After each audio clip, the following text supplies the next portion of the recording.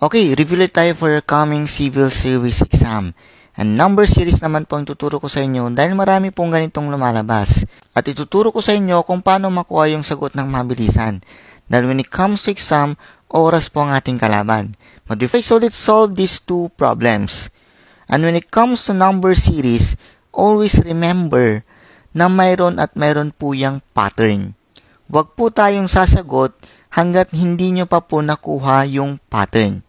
Okay, so sa una po nating problem, mapapansin nyo na po agad na pare-pareho po itong 10 na may exponent na 3.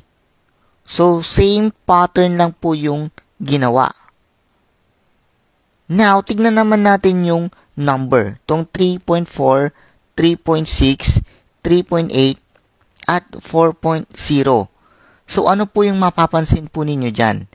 Nag-add lang po ng 0.2. Okay.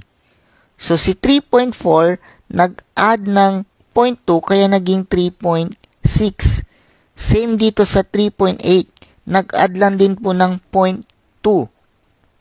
So, dito, nag-add lang din ng 0.2, kaya nakuha yung 4.0. So, basically, mag-add lang po ng 0.2 dito para makuha natin yung sagot. 4.0 plus 0.2, okay? So, 4.2. Kopya lang po natin yan. Itong multiplication times. Dito, yung pattern niya, 10 at may exponent na 3. So, ito po yung sagot.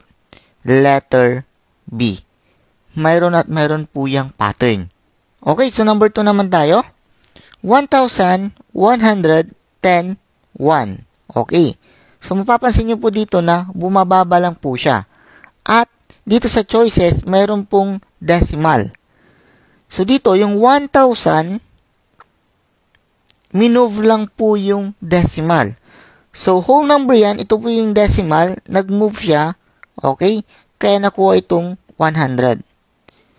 Nag-move ulit ng isa, okay? So, yan, kaya nakuha itong 10. So, mag-move ulit ng isa, kaya nakuha itong 1. So, basically, mag-move lang ng isa yan.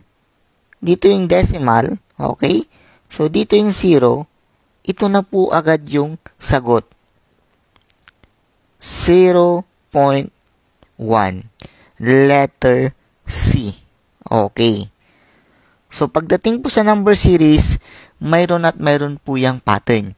Kaya mas maganda makuha agad before answering the question. I hope you got this one and follow for more tips, updates, and tutorials for your coming exam. God bless!